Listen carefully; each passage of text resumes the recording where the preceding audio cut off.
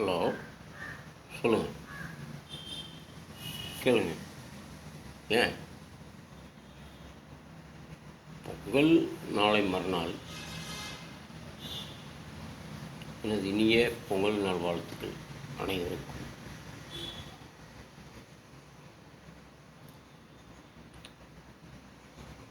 அதுதான் கொடுக்குறேன்ட்டார, நிதி பற்றாக்குறை, அதனால் நான் கொடுக்க மாட்டேன் அப்படின்னு சொல்லிட்டாரு. என்ன பொங்கல் ஈனம், அரிசி, பருப்பு, எண்ணெய், சர்க்கரை, கரும்பு இதெல்லாம் கொடுக்குறாங்க. அதை வச்சு பொங்கல் வைங்க.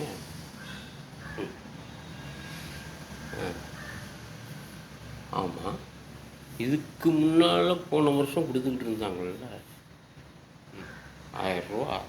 இந்த வருஷம் ஏன் கொடுக்கல அப்படின்னு நீங்கள் மட்டும் கேட்கல, நானும் கேட்கல, எல்லாரும் கேட்குறாங்க. எல்லாரும் தான் கேட்குறாங்க. எங்களது கட்சி சார்பில் எங்கள் அண்ணியார் கேட்குறாரு, ஏன் இளைய கப்பினே கேட்குறாரு, ஏன் கொடுக்கல? போன வருஷம் கொடுத்தீங்கள்ல, இந்த வருஷம் ஏன் கொடுக்கல? நிதி பற்றாக்குறை அப்படிங்காரு. நிதி என்னையா பற்றாக்குறை? நிதி என்ன பற்றாக்குறை வந்தது? இல்லை கேட்குறேன். கேட்டோம்னா மத்திய சர்க்கார் ஒதுக்க மாட்டாங்க. மத்திய சர்க்கார் மேலே குறை சொல்கிறதுக்கு என்ன இருக்குது? அண்டை மாநிலம், பக்கத்து மாநிலம் பாண்டிச்சேரியில் 750 ரூபா ஒரு கார்டுக்கு கொடுக்குறாங்க. வெள்ளத்தால் பாதிக்கப்பட்ட மக்களுக்கு 2500 ரூபா கொடுக்குறாங்க ஒரு கார்டுக்கு, ரேஷன் கடைக்கு. அப்படி இருக்கும்போது இவங்க கொடுக்கலாம்ல, ஒரு 1000 ரூபா நிதி கொடுக்கலாம்ல. 1000 ரூபா கொடுக்கல, 1000 ரூபா வேண்டாம், அதில் ஒரு 500 ரூபாயாவது கொடுக்கலாம்ல. அவர் 200, இவர் 750 ரூபா கொடுக்குறாரு பாண்டிச்சேரிக்கு. பாண்டிச்சேரியில் 750 ரூபா கொடுக்குறாங்க கார்டு, பொங்கல் நிதி எல்லாருக்கும். இங்கே நீ 500 ரூபாயாவது குடியா, ஏன் கொடுக்க மாட்டேங்கிற? நிதி இல்லை. என்ன நிதி இல்லை?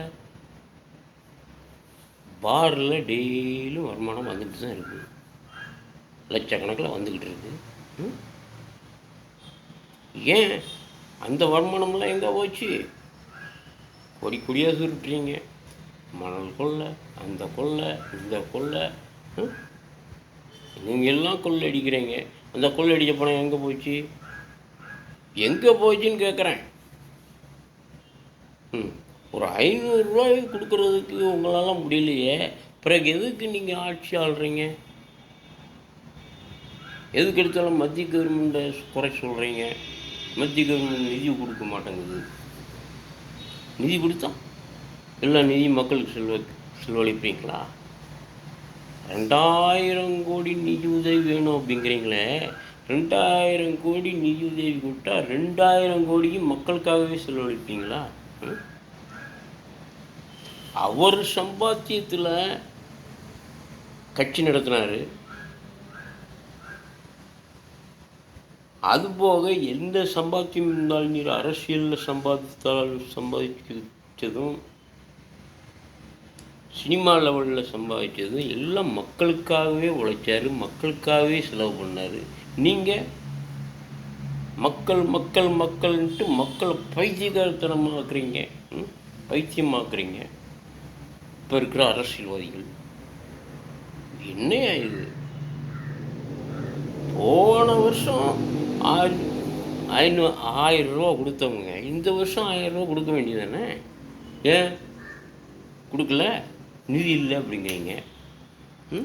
துணை முதல்வர் உதயநிதியை கேட்டோம்னா எங்கள் அப்பாவை கேட்கணும். ஏன் நீ துணை முதல்வர் தானே, உங்கள் அப்பா முதலமைச்சர், நீ துணை முதல்வர், 2 பேரும் கலந்து பேசி இது பண்ண வேண்டியதானே? அதுக்காக எங்கள் அப்பாவை கேட்கணும்னா, அப்போ நீ துணை முதல்வர் எதுக்கு இருக்கிற? நீ உங்கள் அப்பா முதலமைச்சராக ஏன் இருக்கார்? நீங்கள் ஏன் ஆள்றீங்க? மத்திய கவர்மெண்ட்டுக்கிட்டேயே ஆட்சியை ஒப்படைச்சிட்டு போகலாமே. ஜனாதிபதி ஆட்சி பிரகடனம் பண்ணிட்டு போகிறாங்க தமிழ்நாட்டில். அது முடியாது. தான் தான் ஆளணும், தான் குடும்ப வாரிசு தான் அரசியலுக்கு வரணும் அப்படிங்கிற எண்ணம் இருக்கிறவங்க என்றைக்குமே விட்டு விடுத்து பேசவே மாட்டாங்க. கண்டிப்பாக உங்கள் தொகுதி மக்களுக்காவது நல்லது செஞ்சுருக்குறீங்களா? அதை பாருங்கள் முதல்ல. உங்கள் கட்சி எம்எல்ஏக்கள் இருக்காங்களே, எம்பிக்கள் இருக்காங்களே, அவங்கவுங்க தொகுதி மக்களுக்கு நல்லது செஞ்சுருக்குறாங்களான்னு கேளுங்க. எங்கே செய்ய போகிறீங்க? 200 கோடி, 300 கோடி, 400 கோடி, 50,000 கோடி மணலுக்குள்ள எந்த டிபார்ட்மெண்ட்லடா கொள்ளையடிக்கணும் அப்படின்னு தான் பார்க்குறாங்களே தவிர, சிந்திக்கிறாங்களே தவிர, மக்களுக்கு நல்லது செய்யணுமே அப்படிங்கிற எண்ணம் யாருக்குமே வர்றதில்ல. ஏன் முதலமைச்சருக்கே வர்றதில்ல, ஏன் மற்ற அமைச்சர்களுக்கும் எம்எல்ஏக்களுக்கும் எம்பிக்களுக்கும் எங்கே வரும்? பாரில் வர்ற வருமானம் பயங்கரமாக வருது. கான்ட்ராக்ட் விட்டு கான்ட்ராக்டுக்காரங்க கொள்ளையடிச்சிட்டு போகிறாங்க. சர்க்காரை எடுத்து நடத்த வேண்டியதானே? ஏன் நடத்த மாட்டேங்குது? ஒரு பக்கம் மணல் கொள்ள, ஒரு பக்கம் போக்குவரத்து டிபார்ட்மெண்ட்டில் கொள்ள, ஒரு பக்கம் ரெவென்யூ டிபார்ட்மெண்ட்டு லஞ்சம் ஊழல் எல்லாம் தலை விரிச்சாடுது. எங்கே பார்த்தாலும் லஞ்சம் ஊழல். எல்லாத்தையும் விட மெயினாக ரவுடிசம் தலை தூக்கி ஆடுது தமிழ்நாட்டில். அதை கண்டுக்கிறது இல்லை தமிழக முதல்வரும், கண்டுக்கிறது இல்லை தமிழக சர்க்காரும், கண்டுக்கிறது இல்லை. சித்தம் போக்கோ சிவம் போக்கோ அப்படின்ட்டு பேசாமல் இருக்கிறாங்க. மக்கள் தானே எப்படியும் போகிறாங்க. நம்ம குடும்பம் வாழணும், பிள்ளை குட்டி வாழணும், மாமன் மச்சான் அண்ணன் தம்பி பேர பிள்ளைகள் வளர்ச்சியடையணும், நம்ம குடும்பம் மேலும் மேலும் உயரணும், நடுத்தர வர்க்கம் நடுத்தரமாகவே இருக்கணும், பணக்காரன் ஆகிக்கிட்டே போகணும். அப்படித்தானே உங்கள் எண்ணம்? பணக்காரங்களையே வாழ வைக்கிறீங்க, நடுத்தர வர்க்கம் மக்களை வாழ வைக்கிறீங்களா? இல்லை. எந்த அரசியலும் வந்தாலும் சரி நடுத்தர வர்க்கத்தை நாங்கள் வாழ வைப்போம், உயர வைப்போம் அப்படின்னு தான் சொல்கிறீங்களே தவிர, ஆட்சி எங்கே இருக்குது? ஆட்சி மக்களுக்காக எங்கே ஆட்சி ஆள்றீங்க? மக்களாட்சின்னு சொல்லிவிட்டு மக்களை வீழத்தான் வைக்கிறீங்களே தவிர வாழ வைக்க மாட்டேங்கிறீங்களே. சிங்கப்பூர் நகரமாக மாற்றுவேன் தமிழ்நாட்டை. எங்கே மாற்ற போகிறீங்க? எங்கள் கேப்டன் சொன்னார், அது ஒரு நேரத்தில் ஞாபகம் இருக்கா?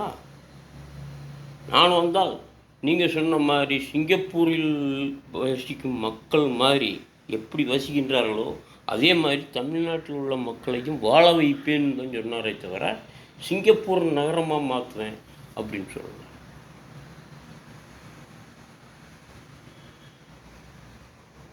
என்னமோ வடிவேல் காமெடி மாதிரி பண்ணிக்கிட்டு இருக்கீங்க.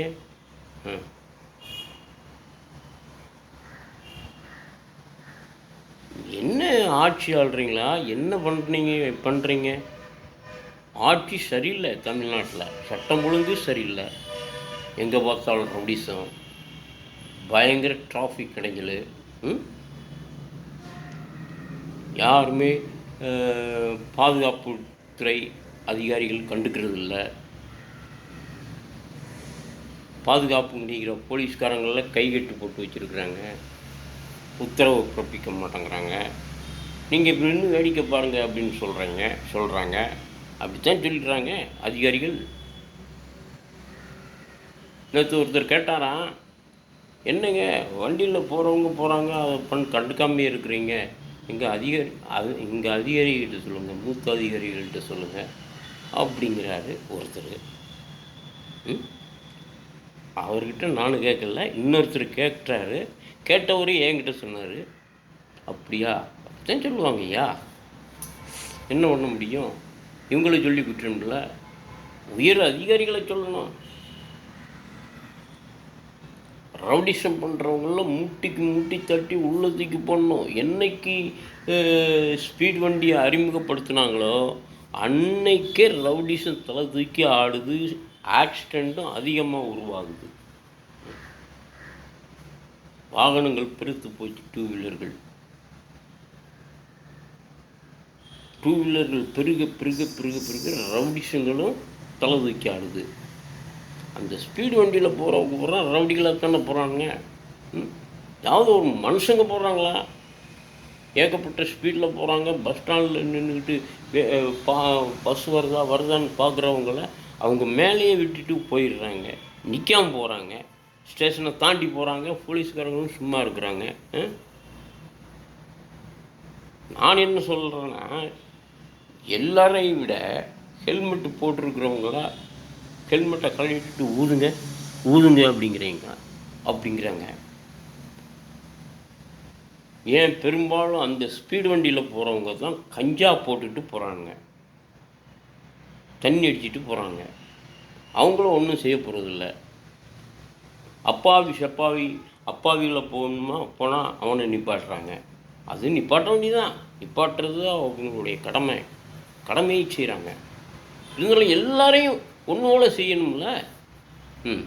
அவங்கள செய்கிறது இவ்வளோ விட்டுறது, அவங்கள செய்கிறது இவ்வளோ விட்டுறது. ஏன் ஸ்பீட் வண்டியில் போகிறோம் அப்படிங்கிறதுனாலையா?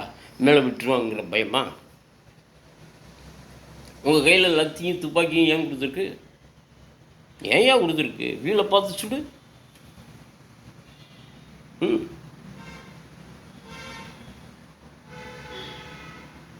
இல்லை, சுட வேண்டாம்.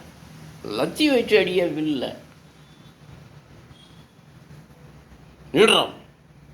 மூட்டிக்கு மூட்டி தட்டி ஸ்டேஷனுக்கு கொண்டு போக வேண்டிய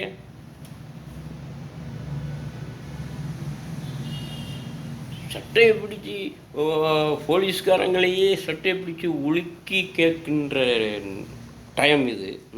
அந்த அளவுக்கு ரவுடிகள் முன்னேறிட்டாங்க. அந்த ரவுடிகளை பேசாமல் இருக்கிறாங்க. ரவுடிக்கு ரவுடி, ஒரு ரவுடியை விரட்டிட்டு போய் போலீஸ்காரங்களால் விரட்டி பிடிக்க முடியல. ஒரு ரவுடியை, பிரபல ரவுடி ஒருத்தன்னா இன்னொரு ரவுடி விரட்டிட்டு போய் அவனை பிடிச்சி கொலை பண்ணியிருக்கான். அடித்து கொண்டிருக்கான். அடித்து கொன்ன ரவுடியை பிடிச்சி அரெஸ்ட் பண்ணியிருக்காங்க. இத்தனை நாளும் அவனை விட்டு வச்சுருக்கீங்களே, அவனை பிடிக்க வேண்டியதானே? ரவுடிகன்னா எல்லாரையும் ரவுடின்னு சொல்ல முடியாது. நல்லவங்களும் இருக்கிறாங்க, கெட்டவங்களும் இருக்காங்க.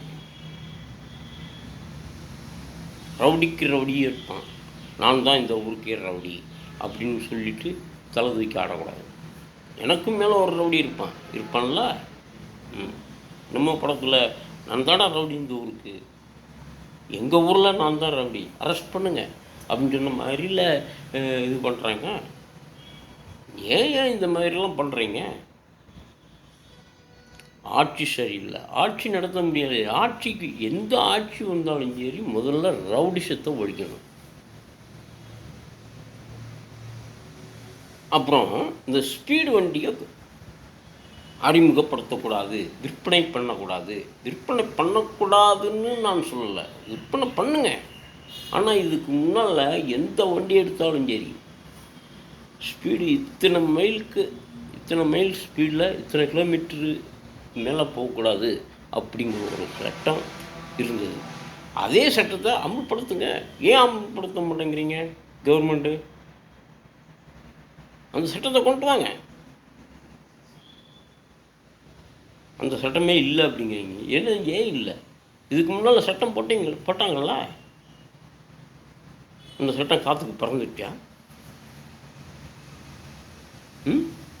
அந்த சட்ட புத்தகத்தை தண்ணியில் போட்டிங்களா? அப்படித்தான் நடக்கு. நீதி, நேர்மை, அநியாயம், அக்கிரமம் தான் இந்த நாட்டில் தலைவிரிச்சாடுது. நீங்கள் செய்கிற தப்பை தட்டி கேட்டோம்னா உடனே எதிர்கட்சிகள் தட்டி கேட்டோம்னா உடனே எதிர்கட்சிகளுக்கு பிடிச்சி அரெஸ்ட் பண்ணிடுறீங்க எதிர்கட்சி தலைவர்களா. அப்போ நீங்கள் செய்கிறது தப்பு மேலே தப்பு செஞ்சுக்கிட்டு இருக்கணும். எதிர்கட்சி லைனில் இருக்கிறவங்க தட்டி கேட்கக்கூடாது. பக்கத்து மாநிலத்தில் இப்போ நீங்கள் யாருக்கோ எந்த நாட்டில் வெளிநாட்டில் இருக்கிறவங்கள சந்தோஷப்படுத்துறதுக்காக 15 லட்சம் 15 கோடி செலவழித்து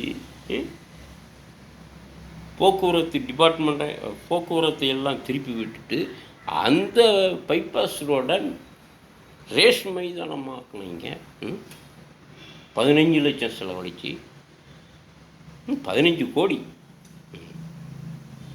கள்ளச்சாராயம் குடித்து செத்தவங்களுக்கு 15 லட்சம் அந்த குடும்பத்துக்கு நிதி கொடுத்தீங்களே, கள்ளச்சாராயம் குடித்து செத்தவங்களுக்கு அந்த 15 லட்சத்தை இல்லாத ஏழைகளை வாழ வைங்க, நடுத்தர வர்க்கத்தை வாழ வைங்க, விவசாயிகளை வாழ வைங்க. மழையால் பாதிக்கப்பட்டு வெள்ளத்தால் பாதிக்கப்பட்ட விவசாயிகள் எத்தனையோ பேர் குடும்பத்தை இழந்து தவிச்சிக்கிட்டு இருக்காங்க.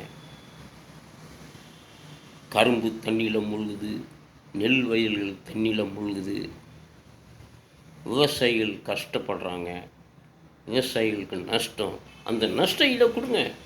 அந்த 15 லட்சத்தில் அந்த நஷ்ட ஈடு கொடுக்கலாம்ல? ஏன் கொடுக்கல?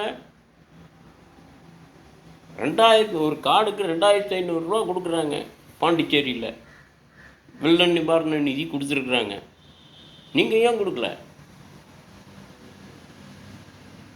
நீங்கள் வேறு பொங்கல் பரிசு 1000 ரூபா கொடுத்துக்கிட்டு இருந்தாங்க, அதுவும் கூட கொடுக்கல. 2500 ரூபா எங்கே கொடுக்க போகிறாங்க? இதெல்லாம் 500 ரூபா கொடுங்க, 1000 ரூபா கொடுங்க, அதுக்கப்புறம் பேசிக்கலாம். இங்கே என்னையா இது? இதுக்கு முன்னால் அதிமுககாரங்க ஆட்சி ஆண்டாங்க, அவங்க 2500 ரூபா பொங்கல் பரிசாக கொடுத்தாங்க. இது பத்தாது அப்படின்னு சொன்னார் இந்த ஆட்சிக்காரங்க. இப்போ ஆட்சி ஆள்றவங்க இது பத்தாது, இப்போ இருக்கிற விலைவாசிகளுக்கு இது பத்தாது அப்படின்னு சொன்னாங்க. 5000 ரூபா கொடுக்கணும் அப்படின்னாங்க. சரி, அப்போ சொன்னீங்கள்ல, இப்போ நீங்கள் 1000 ரூபா கூட கொடுக்க மாட்டேங்கிறீங்கள?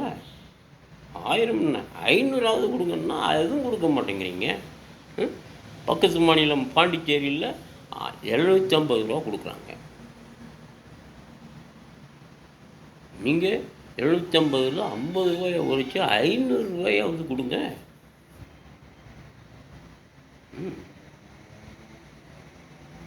500 ரூபா கொடுங்க. அதுவும் கூட ஏன் கொடுக்க மாட்டேங்கிறீங்க? அது கூட கொடுக்கறதுக்கு தகுதி இல்லையா? உங்கள் அப்பா விட்டு செத்தா கொடுக்க போகிறீங்க? மக்கள் வரிப்பணத்தை மக்களுக்கே கொடுக்க போகிறீங்க. இதில் என்ன தயக்கம் உங்களுக்கு?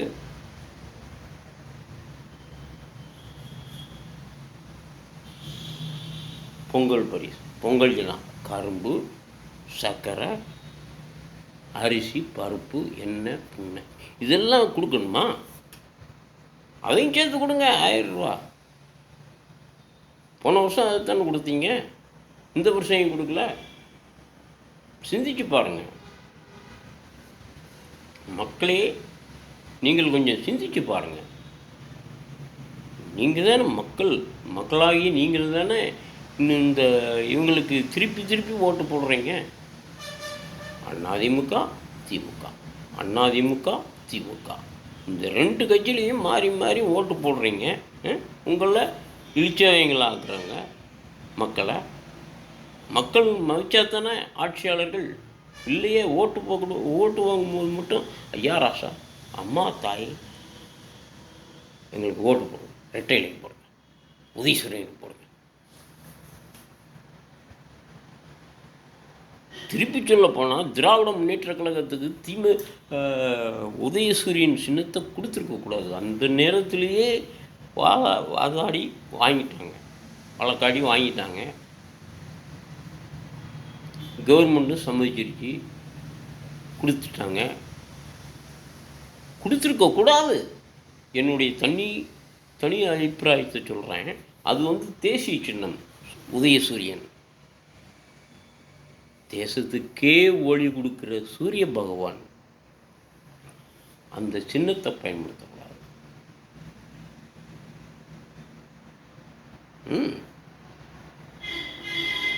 அதான் வெறும் உண்மை. உண்மையான அரசியல்வாதிகளை கேட்டு பாருங்க, சொல்லுவாங்க. சூரியன் வந்து உலகத்துக்கே வெளிச்சம் தரக்கூடியவர் சூரிய பகவான். அப்படிப்பட்ட பகவானை சின்னமாக வச்சுக்கிட்டு நீங்கள் தமிழ்நாட்டுக்கே வெளிச்சம் கொடுக்க மாட்டேங்கிறீங்க.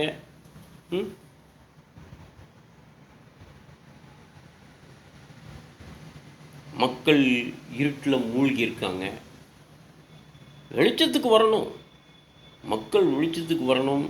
மக்கள் ஒரு நிலைமைக்கு நல்ல நிலைமையில் வரணும். பிற்படுத்தப்பட்ட ஜனங்க உயிர் வாழணும், நீடூழி வாழணும். விவசாயிகள் நல்ல முறையில் விவசாயம் பண்ணணும், விவசாய பொருள்களுக்கு விலை கிடைக்கணும். அப்படி கிடைக்கணும்னு சொன்னால் எங்களது கேப்டன் ஆரம்பித்து வைத்த தேசிய முற்போக்கு திராவிடக் கழகத்தை ஆட்சி கட்டிலில் ஏற்றுங்கள். ஏற்றினால் மக்களுக்கு ஒரு விடிவு காலம் பிறக்கும் என்று நான் அறைக்கூவல் விடுகிறேன். மக்களாகிய நீங்கள் திருந்த வேண்டும், திருந்தி ஓட்டளியுங்கள். 2026 வருகின்ற சட்டமன்ற தேர்தலில் தேசிய முற்போக்கு திராவிடக் கழகத்தின் சின்னமாகிய முரசு சின்னத்தில் வாக்களித்து அமோக வெற்றி பெறச் செய்து அந்நியார் பிரேமலதாவையோ அல்லது இளைய கேப்டன் விஜய் பிரபாகரனையோ முதலமைச்சர் சிம்மாசனத்தில் அமர வையுங்கள். தேசிய முற்போக்கு திராவிடக் கழகத்தை ஆட்சி கட்டிலில் ஏற்றுங்கள். நாடு முன்னேற வேண்டும், மக்கள் நலமாக வாழ வேண்டும். எங்கள் கேப்டன் சொன்னாரே, ஒரு 2 வருஷமாவது என்ன ஆட்சி கட்டிலில் எடுத்து வைங்க. நான் ஆட்சிக்கு வந்தால் முதலில் ரவுடிசத்தை ஒழிப்பேன் என்று சொன்னார். 2வது ரேஷன் பொருள் வீடு தேடி வரும் என்று சொன்னார். 3வது பால் மாடு ஒன்று வீடுதோறும் கொடுப்பேன் என்று சொன்னார். பெண் குழந்தை பிறந்தால் ஒரு பெண் குழந்தைக்கு பேரில் 10,000 டெபாசிட் போடுவேன் என்று சொன்னார். அதெல்லாம் விட்டு போட்டு உதயசூரியனுக்கும் இரட்டை இலைக்கும் நீங்கள் ஓட்டு போட்டு இப்போ மக்களை ஏமாளிகளாக்குறாங்க அரசியல்வாதிகள். இப்போ இருக்கிற அரசியல்வாதிகள்